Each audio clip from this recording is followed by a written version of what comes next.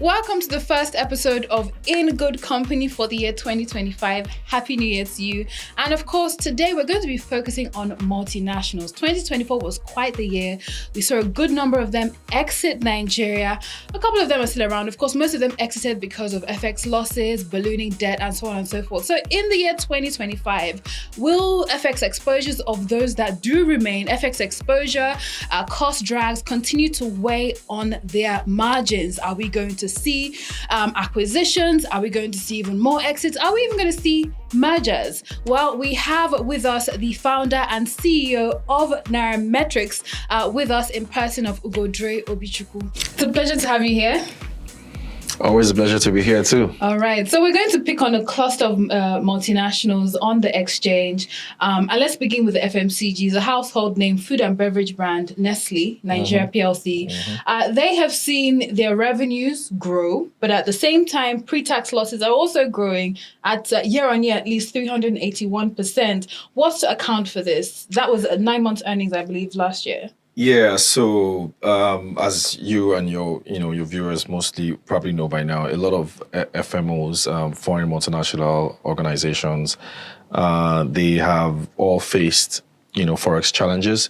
So after the devaluation that happened in 2023 and then last year, 2024, a lot of them saw their balance sheet essentially wiped out, and that's because they had to take a lot of losses. So something funny happened before 2023 when we were having forex scarcity, 2021, 2022. Most of them had to find ways to finance their imports for their raw materials. And they did what at that time was smart, which was to go to... And borrowed in dollars. They did, but they borrowed from their... shareholders, from the majority shareholders, right? Because, there was no way you could get dollars. So they bought from the majority shareholders to fund their raw material inputs, and kind of all made sense until the Forex unification of 2023. And so for accounting reasons, you have to take losses. That's just what accounting provision does. And so they took those losses, and that's why their balance sheet essentially is wiped out. And because those loans still remain as debt on your balance sheet, so the interest on those loans has now basically tripled. So how can you can't really project for those kind of devaluations, right? Exactly. And so that's why they're all making losses, particularly Nestle. But the interesting thing is that looking at Nestle's numbers, if you look at Nestle from an operational standpoint, like operational profit, which doesn't account for, interest payments to banks, Nestle is not doing badly. Yeah, so they basically are doing over 100 billion in 2024 as at 9 months from just operational profit point of view only. So if it wasn't for the loans, Nestle will be coasting. All right, so we're tying. It sounds like we're tying this to the loans and FX, right? This year, 2025, there's projected naira stability. So are we going to see? Will the story change for Nestle, or it's going to take much longer? I'm trying to be very careful how I respond to this very tricky question. So I think that so in the short term, there's still going to be challenges because they have carryover from the losses of last year, right? So they're going to carry that over into this year. But for their performance this year, I think because we all expect the naira to be stable this year, they're probably not going to incur as much losses as they did last year because they've already adjusted their books already. So they know what this interest rate costs now. So there are no shockers. Remember in 2023, official exchange rate was 903. By March, it was like 1.6. So you had like that 3 months shocker. I don't expect that to happen this year. So, hey, look. Expectations versus reality. We're going to have to see, especially as regards the naira. But you've mentioned the retained losses, cost of sales also soaring, interest expenses and all of that. Do you see them, or have they so far taken critical steps to mitigate some of these effects on their balance sheets? Well, to the extent that we know, I recall, I was talking about Nestle, right? Right, Nestle. I know they had said they were going to do a revaluation of their assets. So what most companies tend to do is that you kind of revalue your assets. And then when you revalue your assets, you hope that the the revaluation gain will set off some of the losses that you incurred in your retained earnings or in your shareholder funds. And so that's the first step that they had to take. So I think they did that last year. But I think that it's inevitable that they do some capital raise this year. Right? Yeah. So I think we saw a lot of the breweries do that last year. So perhaps we'll see Nestle as well join the wagon as a stock. And that's where there's a lot of opportunity, by the way. Okay, now let's come, of course, as a stock, right? You've already hinted, towards that. Nestle itself has been quite stagnant since the rally sometime in March. It's hovered between 800, 900. Dividend payout has also halted. So what's the incentive here for investors? You anticipate a capital raise. What's the incentive or buy-in here for investors? Full disclosure, I have Nestle shares. So what I think is going to happen is you're going to see Nestle capital appreciation happen if they're going to raise capital. That's what tends to happen. So if they're going to raise capital, then I don't think investors are going to want to price Nestle on the current share price of 875. Yes, Joanna, 875 is because of the challenges that you're having. It's not necessarily the intrinsic value of Nestle. Okay. So if Nestle is going to raise capital, it can't be this 875. It can be. It's just got to go up. All right. I mean, that's good for your portfolio, I guess. But we'll see, what happens as well with Nestle and the dividend payouts. No dividend payout for sure. Okay. Yeah. Until they fix their balance sheet. All right. Let's switch to Guinness Nigeria Plc. They have also been in the news a lot. Recently, they appointed Mr. Mark Sandys as their non-executive director. But I mean, the big story last year was the Toleram Diageo deal that was, made, right? They gave about 58.02% shareholding in Guinness Nigeria, Toleram. There was a lot of rally. There was a significant rally, right, in response to this deal. So how much of a game changer is this deal, and can we expect it to begin to materialize this year? Well, I think last year was a bit of a transition year for them because of the takeover, and I think they're still in a bit of takeover mode.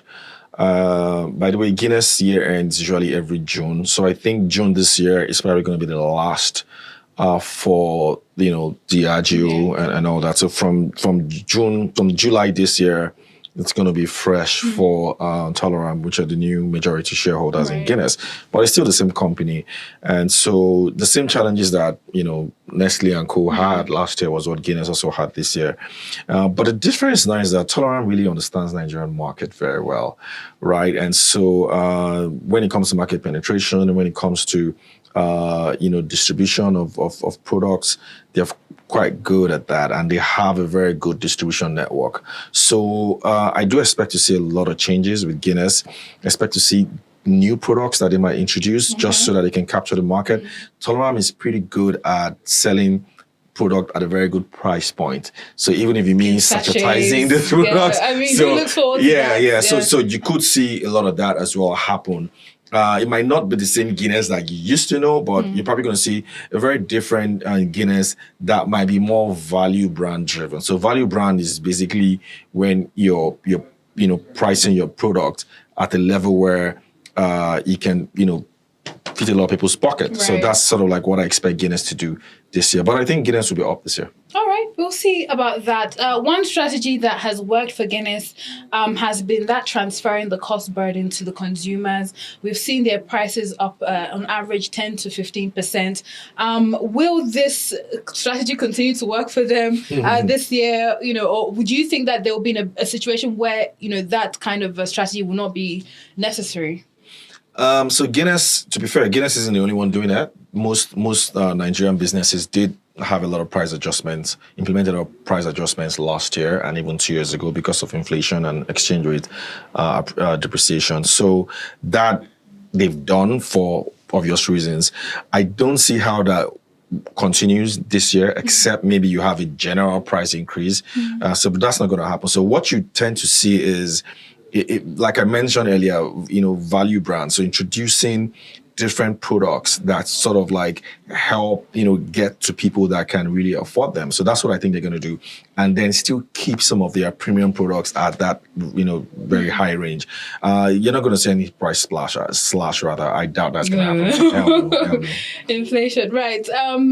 Speaking of price increases, not slashes, but increases, we're coming to the telcos now. We've seen that proposed tariff hike, they're saying below 100% increase. Let's focus on MTN. First of all, how much of a game changer do you think that this would be for the telcos books to start with? Well, good question. And I kind of think that this has been something they've been asking for some years now. And I think the government kind of delayed it the whole of last year because of a lot of the adjustments that Nigerians faced. And so it's probably easier to stomach telco price increase this year.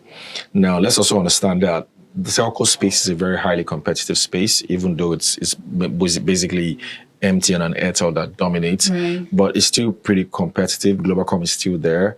And even on iMobile, it's not close anymore. But so it's still pretty competitive there. So even if they do have price adjustment, it's still going to be quite competitive. But MTN has a slight edge because it's one of the most recognized brands in Nigeria, and their product is actually quite better than the rest to a large extent. Even though others have other products that are probably better than MTN as well. So and then MTN has the scale as well to benefit from this immensely, and it also helps. More importantly, MTN's capital raise. They're going to have to raise capital as well because the balance sheet is essentially wiped out, and I don't see how they can make up for it with profits. So and. For the last year or so, MTN has basically been sustained by debt. So their debt now is, in fact, it's 100% debt in terms of capital because they don't have any equities anymore. So they're going to have to raise capital. And if they're going to raise capital, they need to have this sort of good news. So if you tell your investor, look, prices are going up, so revenue projection is going to be higher, we're going to be selling more. And then MTN Enterprise too is doing quite well. And they have a whole lot of other products as well that they are coming up with that's outside of data and the traditional calls. So pretty good projection that I see outlook for MTN. And it's no surprise that share price has been climbing all month. Yeah. Right, so really likely going to be up 30% this month at the way things are going. Okay. And so that suggests investors know that this looks like one of those stocks I want to keep in your portfolio early on. Right. It looks like there's going to be a lot of capital raising. Last year it was the banks that dominated that activity. This year, from what you're saying, the multinationals will be doing a lot of that on the exchange. But yes, tariffs are going up, but then that's for the consumer. The consumer's pocket has been under a lot of pressure, right? How do you see them stomaching this? So I think last year we did see how consumers reacted to, to There's investments. so much. Yeah, the stock market gained almost 40% last year. Right. So that means, and then volumes and value trades were also up last year. So that means investors did invest last year, even though, like you rightly said, it was mostly tilted towards the bank recapitalization, which was the major driver. But I think they said you're going to have a bit more raise from banks as well, because they haven't fully raised yet. So some of them are still going to raise. I think it's probably just 3 banks that have met their target. So you're going to see a bit more raise happen this year. And then you're also going to see foreign investors back at some point this year as well. So that would also improve liquidity, of course. What's the incentive for them? Returns. Okay. Returns. So and let's remember that interest rates in the US is projected to fall this year. So if you fall this year, then you're going to have capital inflows into the economy. So that is one tailwind that I see. And then, of course, I think Nigerians will be better off towards the second half of this year. So there's going to be a bit more disposable income for people to invest in.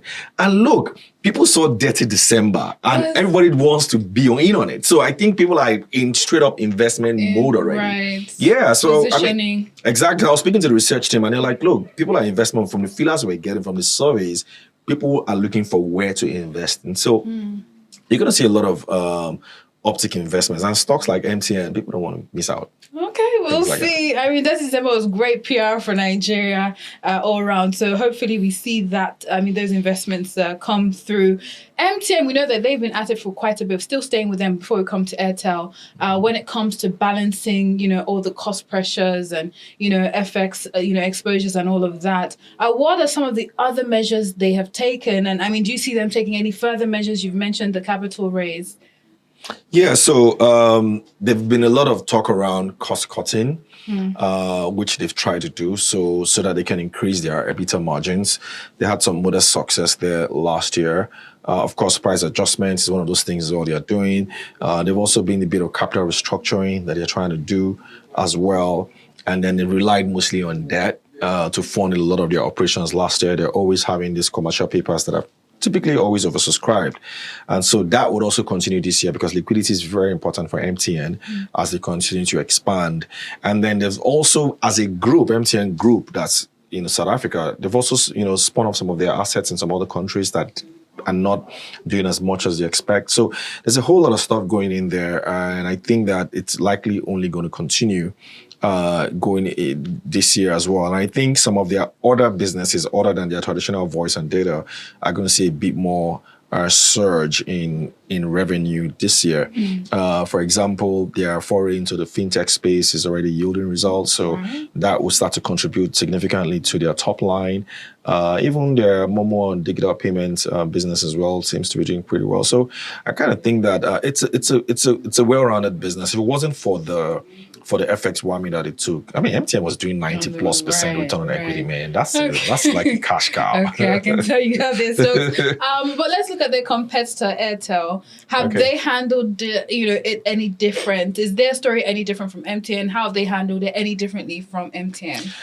Oh, very good question. So Airtel, unlike MTN, is listed in Nigeria as Airtel Africa, which means it includes some of their other African assets. Right. Now, so the advantage that probably gave them was where they experienced losses in Nigeria, they experienced evaluation gains in other countries. And so that kind of helped reduce it. But nevertheless, they still experienced significant losses in Nigeria or in general. So that has in a way helped Airtel. And I think Airtel also did not also have the size of balance sheet that MTN had. And so a lot of the losses that they took weren't as significant as MTN. But I do think at some point as well, there might be a need to shore up their capital base, just as MTN has done. Right. But I don't think it's going to be as much as MTN did. Okay, and of course they've had their buyback program going on. Yes, and they're still doing that as well. Yes, that's ongoing. Let's focus on multinationals as a whole, right? We have seen, or we saw, right? Speaking in past tense now because we're in a new year, we saw quite a number of exits last year. Do you anticipate the same story, or are they going to find another way around it? Perhaps mergers, acquisitions this year? Last year and 2 years ago was crazy for exits for Nigeria, and it was an interesting phenomenon. Even though what we did notice as well, and what a lot of people also didn't take into consideration, was as much as there were exits, there are mostly Western-owned companies that were exiting, and then we were seeing entrants from the East. I think that's going to be the theme this year as well. They're likely going to be more exits this year. More exits? Yeah. However, I don't expect to see the kind of exits we saw towards end of 2023 and early 2024, where these guys were basically just packing their bags and jackpotting completely. Yeah. So what you're probably going to see is a lot of deals being done where acquisitions, exactly. So they're going to probably acquire their stakes here. We've seen a lot of that happen in the upstream side of oil and gas sector. You're going to see a lot of that happen as well in the FMCG space, especially because I think for a lot of the MNOs, they've figured that they're not really hacking this FMCG thing very well. And with the way the Naira has sort of depreciated, it doesn't really give them as much value again anymore. And the scale is not that much. So it doesn't really fit into their model. And let's also remember that a lot of these guys are companies that are quoted in other markets, especially in Western markets. And so the pressure that they face is different. So their foreign investors are like, why are you in this country when you're not making that much there, right? So a different expectation from if it's a company that is in China or Vietnam or Hong Kong or in Japan or Korea, so countries from East or even India, from the Asian side or East Asia, typically don't have the same kind of expectation as companies from the West. So what I do expect to happen is you're going to see sort of like a change, right? A handover of the baton. They would acquire some of those shares. And of course, Nigerian companies are not sitting idly as well. So you're seeing a lot of Nigerian companies now saying, hey, wait a minute, it looks like there are a lot of interesting, juicy assets here that we can acquire. And since we probably know the market better, then maybe we should be taking out some of the stakes. So that's what I think is going to happen. They know the market better, but do we, because I'm Nigerian, do we have the skill set to pull it off without sinking some of these companies we're acquiring? Oh, that's a tough one. Well, look, I think if we go by history, Nigerians tend to struggle when it comes to really like keeping companies that they acquire afloat. Right. Yeah, I think they tend to struggle. And that's because one, there's a lot of cultural differences, difficult to keep some of the good hands that they had before. And then you still need technical expertise of those guys. Yeah. So I think most companies have learned from that. And so what tends to happen now is that they try to, part of the acquisition agreements that they sell, the share purchase agreements that they sign, typically includes a feeding period or a hand-holding period where they still have some kind of technical support from the previous owners so that they can manage knowledge transfer. Might not necessarily be complete knowledge transfer, but at least giving them some kind of technical support until that knowledge transfer starts to happen naturally. So I think that's like going to have some might be just, continue to give us technical support for, into perpetuity, since you know this business better than us, but you don't have any stake in the business. So it's transactional for those guys as well. So I think you're going to see more of that. But the key risk is always discipline, whether Nigerian companies are going to be disciplined enough to actually keep the wealth of those businesses intact and not just use the money to go and buy private jets. Oh boy, we're going to have to wait and see about that. Of course, I think one of the latest announcements, Seplat Mobile, the $1.2 billion deal. So, I mean, we'll see how all of this pans out. Again, you've highlighted the agenda of the West and the East. And, there's some that are also saying the West, they're looking inwards, right? Yeah. And of course, the East, they're looking to invest, outwards as well. But overall, I mean, will the challenges faced in 2024 be any different from the challenges in 2025 for some of these multinationals? Yeah, very much so. It's going to be a different year, different terrain, different expectations, different assumptions. For one, you have a new presidency in the US. You also have changes in the EU as well. It appears that the world is now going from woke to wake, maybe like to, more conservative world where people are saying, all these things that you guys have been giving us before, we're not eating that anymore. Yeah. So you can see, so the demands are going to be a lot more. It's going to be more business driven kind of businesses that really won't care that much. So shareholders are going to be center stage now and how you return money to your investors.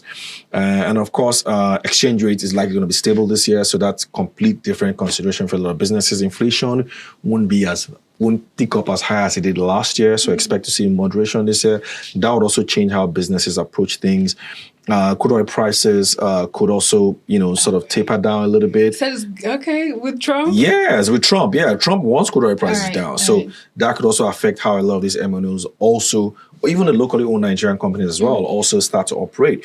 And of course, there's a lot of pressure on Nigeria as well to improve infrastructure. So opportunities for a lot of deals to happen there as well. The government is also going to be borrowing heavily this year. So that would also make the debt market very, very interesting this year because there's going to be a lot of debt to be sold this year. So it's a completely different year, Joanna. And I think that a lot of companies are going to be very busy this year.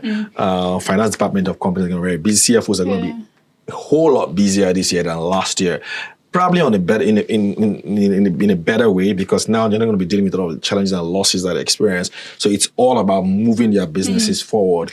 That's a different set of challenges entirely. I mean, it's interesting because last year I think we tried to have conversations like this predicting the market, and there was a lot of uncertainty, right? But this year the predictions are a little more clear, and I guess that means companies will find it easier to plan. Is that what you're saying? Yes. So not just even easier to plan because, okay, let me rephrase that. So they find it easier to plan because the indicators or the assumptions that they're going to use are a bit more realistic. So last year, nobody was expecting exchange rate to drop that much. A lot of the volatility that we saw last year, you're not seeing it. Election was coming up. We didn't know who was going to be in the White House. So there were several uncertainties that investors faced last year. So I don't think they're going to face that this year. So that's why I said the assumptions are a bit more stable. He's always going to be Trump the whole of this year, right? He's going to be Tinubu the whole of this year. So Ghana now has a new president. He's going to be there the whole of this year. So a lot of the uncertainty that we faced at the start of last year is not what we have this year. So it's more of a year of stability for a lot of businesses. So making projections will probably be easier now than ever. So, I mean... All right, Stability 2025, I guess, is the motto for investors. But it's been great having you on, Ugodre Obichukwu, founder, CEO of Nairametrics. How much are you going to pay me for this, by the way? We'll talk about that later.